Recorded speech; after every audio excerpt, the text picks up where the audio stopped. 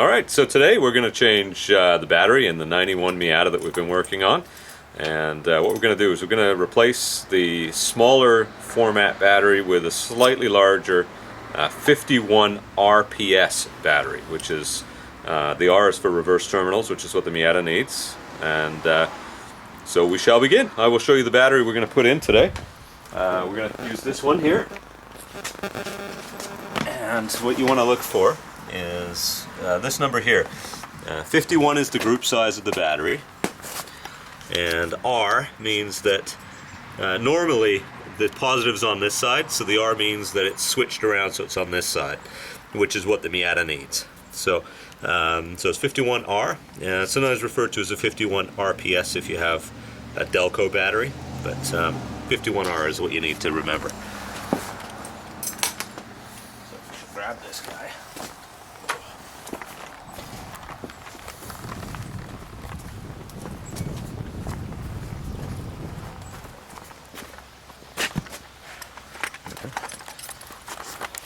So what you'll need first is you're going to need there we go. You're going to need a 10 mil socket to get this off. Now be very careful when you undo this that you don't ground to this and this. If you happen to slip, you're going to create a circuit here that's going to spark and give you a hell of a shock potentially. So what you want to do is be very careful. Undo the positive. I usually like to put this guy over here too. And tuck that behind there. Next, what you want to do is undo the, this is actually a 10 mil on here. So we'll undo that 10 mil nut. That's the battery hold down clamp that we're currently undoing.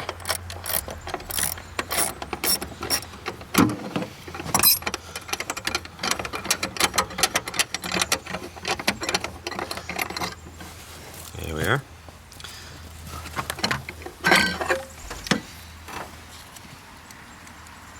Put that back on there so I don't lose it.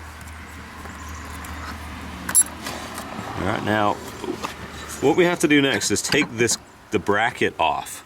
But what I like to do first, before I take this off, is I like to grab, if you're getting a new battery and you're putting a new battery in, it comes with the little terminal protectors, little plastic ones. So I'm going to run and grab one of those and put it on there.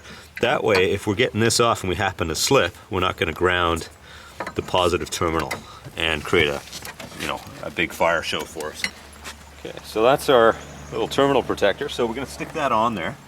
And that way, we're not going to have any problems if we happen to bump this against the positive terminal.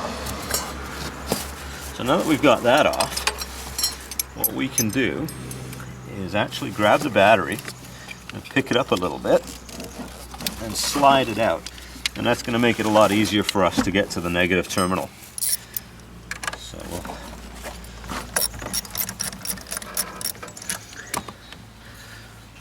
which is also a 10 mil, provided you have the original style battery connectors on there. Pull this guy out.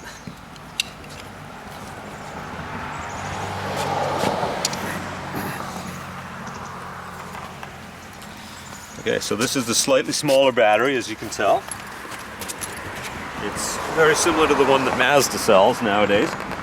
And this one here is, a much better capacity battery as well. It has 450 cold cranking amps, 560 cranking amps under normal circumstances, and I believe these guys have about 330 on the smaller version.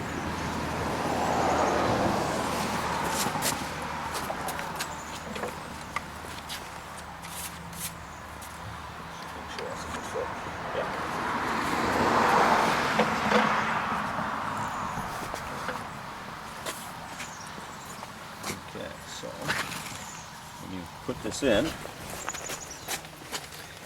want to make sure that you've got the positive terminal facing outwards, and what you want to do is reuse this little cap just so you don't bump the positive terminal against anything. And carefully slide it into the battery tray, assuming that you still have it in your car. we go. See, perfect fit. So what we'll do now is reconnect the negative terminal.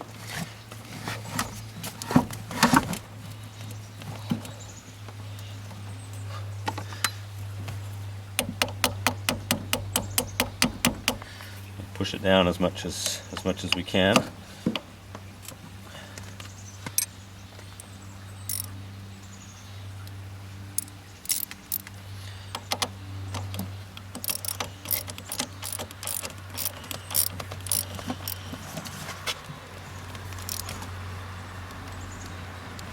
There we are. Make sure this is nice and tight. If you have loose terminals, it will create a battery drain, and you will have problems down the road, if not right away. Now, this battery has the capability to be vented as well. A lot of these batteries do not have these little vents. If you have the right type of rubber hose, you can vent these just like you would with the original one that the early Miatas came with.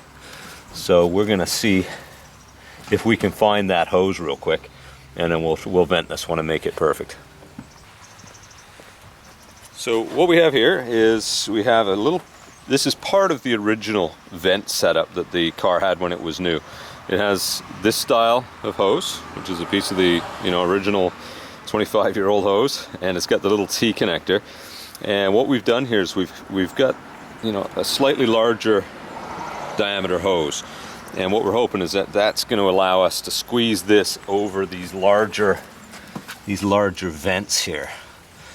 So we're going to try to get those guys on there right now if we can. It's going to be a tight fit, but that's good because it won't come off once we get it on.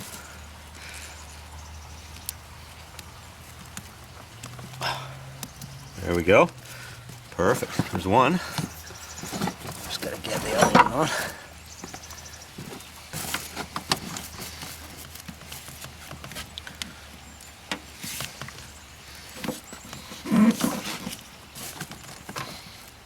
This will be easier if I undo this.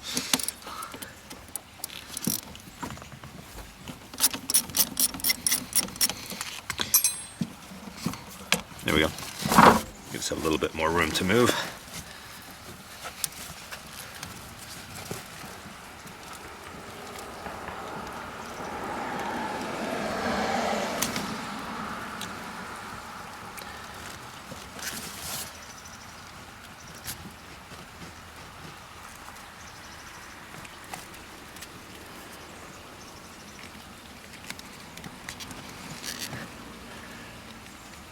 Got it.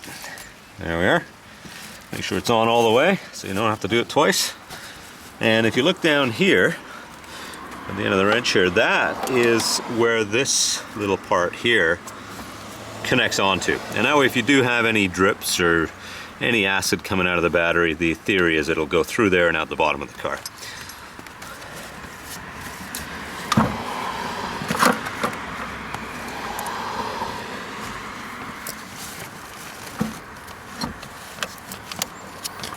Yeah, the rubber is just a matter of stretching it until it complies to what you want it to do. And just perseverance, just like anything when you're working on something that's stubborn.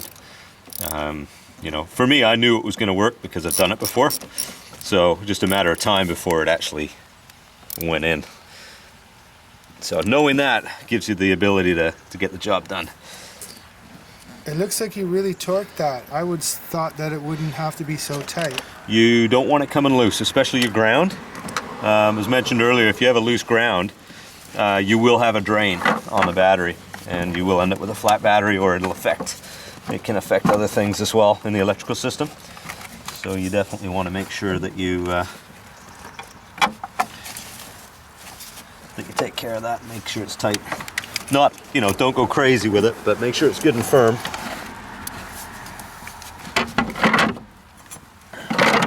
That's it. Perfect. So before we do anything else, we'll push that guy on there. There you go. So now she's properly vented. And what we're going to do here is, this is the one that was used with the shorter battery. So we need a slightly larger, longer one of these guys. Now, you can see the difference there. So this is the one we're going to need.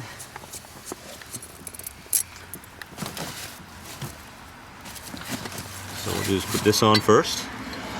And you can see the corresponding hole here where it'll need to go into. So that's why we make sure we have this on, especially with the taller battery. It's a lot easier to screw up as you're bringing this across and hit that if it wasn't covered. And of course then you get a lot of sparks and get the fright of your life.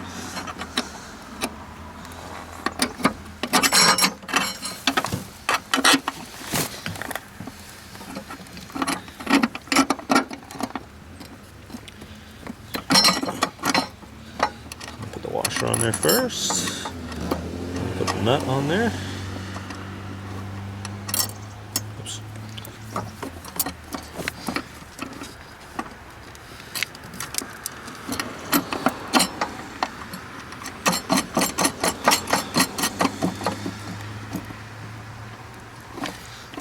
There we go.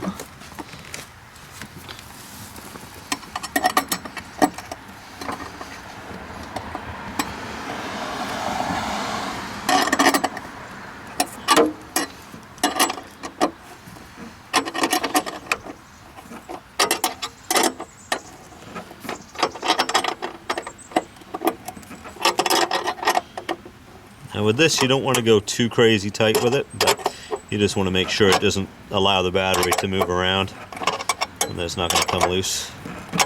So right there, it's nice and tight. If you tighten it too much, you're going to put too much pressure on the top of the battery. Right now, that's perfect. That battery's not moving a millimeter. It's very good.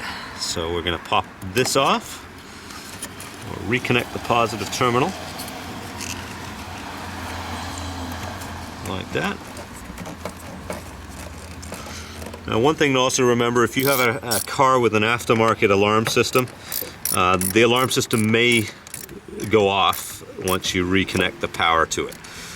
So just something to be aware of if you're doing it at night and you've got a sleeping child or sensitive neighbors.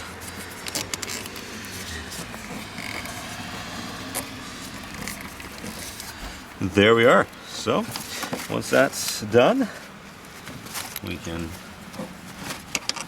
wrap this around again, cover it back up, and that there is how you replace a battery in a 1997 Mazda Miata.